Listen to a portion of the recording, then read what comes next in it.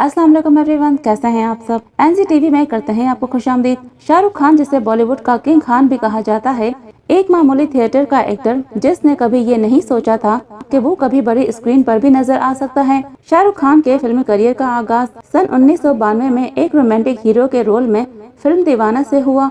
उस फिल्म में उनकी अदाकारी ने लोगों को उनका दीवाना बना दिया। फिल्म इंतहाई कामयाब रही और शाहरुख खान की बॉलीवुड में एंट्री हो गई।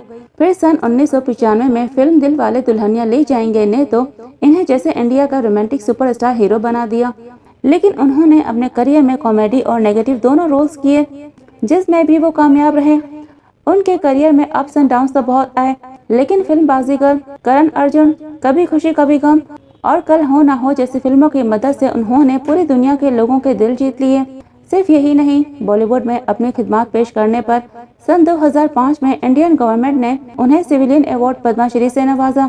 आलमी सतह पर शाहरुख खान को अपने चैरिटी काम की वजह से भी बहुत पजीराई हासिल हुई है, जिसमें खवातीन और बच्चों के हकूक के लिए काम करना भी शामिल है।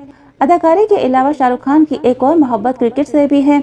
वो इंडियन प्रीमियर लीग की कामयाब टीम कोलकाता नाइट राइडर्स के ऑनर भी हैं। दिल्ली के एक आम घराने से ताल्लुक रखने वाले एक आम इंसान से आलमी सुपरस्टार बनना शाहरुख खान को इन चंद लोगों में शामिल करता है जिनका किसी फिल्मी घराने से कोई ताल्लुक नहीं, लेकिन वो फिर भी एक कामयाब अदाकार बन गए। एक स्टार जिसकी शोहरत किसी एक जनरेशन या एक सरहद तक महदूद नहीं है, जो पूरी दुनिया के लोगों के दिलों में बसता है।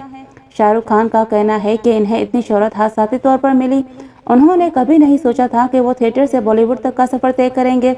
लेटेस्ट अपडेट से बाखबर रहने के लिए आप हमारा चैनल सब्सक्राइब कर लें। शुक्रिया। अल्लाह हाफिज।